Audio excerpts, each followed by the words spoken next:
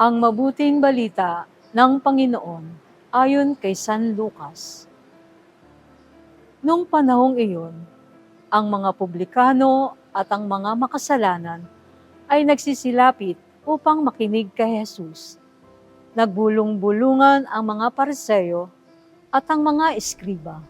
Ang sabi nila, ang taong ito'y nakikisalamuha sa mga makasalanan at nakikisalo sa kanila. Kaya't sinabi sa kanila ni Jesus ang talinhagang ito. Isang tao ang may 2 anak na lalaki. Ang wika ng bunso, Ama, ibigay na po ninyo sa akin ang mamanahin ko. At binahagi sa kanila ng ama ang kanyang ari-arian. Pagkalipas ng ilang araw, ipinagbili ng bunso ang kanyang ari-arian at nagtungo sa malayong lupain.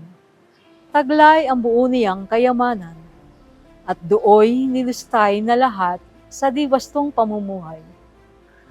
Nang malustay na niya ang kanyang kayamanan, nagkaroon ng matinding tagutom sa lupaing yaon, at nagdalita siya. Kaya't namasukan siya sa isang mamamayan ng lupaing yaon.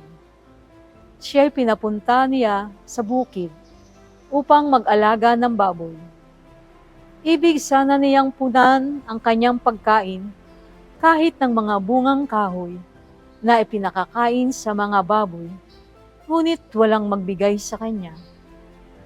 Nang mapag-isip-isip niya ang kanyang ginawa, nasabi niya sa sarili, ang mga alila ng aking ama ay may sapat na pagkain at lumalabis pa. Samantalang ako'y namamatay ng gutom dito. Babalik ako sa kanya at sasabihin ko, Ama, nagkasala po ako sa Diyos at sa inyo. Hindi na po ako karapat-dapat na tawagin ninyong anak. Ibilang na lamang ninyo ako isa sa inyong mga alila. At tumindig siya at pamuraon sa kanyang ama. Malayo pa'y natanawan na siya ng ama, at ito'y labis na nahabag sa kanya. Kaya't patakbo siyang sinalubong, niyakap at hinagkan. Sinabi ng anak, Ama, nagkasala po ako sa Diyos at sa inyo. Hindi na po ako karapat-dapat na tawagin ninyong anak. Ngunit tinawag ng ama ang kanyang mga alila. Madali, dalhin niyo rito ang pinakamahusay na damit at isuot sa kanya. Suotan siya ng singsing at panyapak. Kunin ang pinatabang guya at patayin. Kumain tayo at magsaya, sapagkat namatay na ang anak kong ito, ngunit muling nabuhay. Nawala, ngunit nasumpungan, at sila'y nagsaya. Nasa bukid noon ang anak na panganay. Umuwi siya, at nang malapit na sa bahay, ay narinig niya ang tugtugan at sayawan. Tinawag niya ang isa sa mga alila at tinanong, Bakit?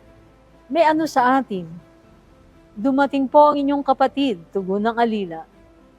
Ipinapatay ng inyong ama ang pinatabang guya, sapagkat nagbalik siyang buhay at walang sakit. Nagalit ang panganay at ayaw itong pumasok sa bahay. Kaya't lumabas ang kanyang ama at inamo-amo siya. Ngunit sinabi nito, Pinaglingkuran po kayo sa loob ng maraming taon, at kailan may hindi ko kayo sinuway. Ngunit ni minsay, hindi niyo ako binigyan ng kahit isang bisirong kambing para magkatuwaan kami ng aking mga kaibigan.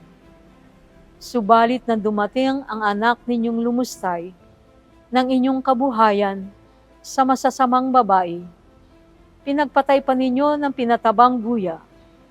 Sumagot ang ama, Anak, lagi kitang kapiling. Ang lahat ng ari-arian ko'y sa iyo. Ngunit dapat tayong magsaya at magalak, sapagkat namatay na ang kapatid mo, ngunit muling nabuhay, nawala, ngunit nasumpungan ang mabuting balita ng Panginoon. Pagninilay. Ang pagbasa po ngayon ay napapanahon sa atin ngayon. Bakit? Marami pong mga pamilya ang nagkakasira nang dahil sa kanilang mamanahin. Katulad po ng aming pamilya, may naipundar naman kahit papano ang aming mga magulang. Ngayon si mama lang ang nabubuhay.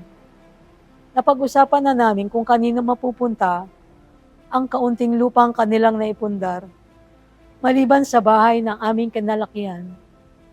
Sinabi ko sa aking sarili na okay lang sa akin kahit hindi ako bigyan ng material na bahay, basta makamit ko lang ang makalangit na kayamanan. Manalangin tayo.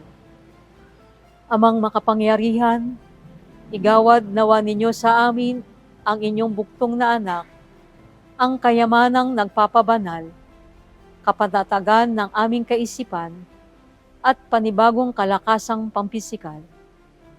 Mula noon hanggang ngayon, ako po ay buong pusong nagpapasalamat sa lahat ng regalong ibinigay mo sa akin. Ang regalo ng buhay, kalayaan at katalinuhan.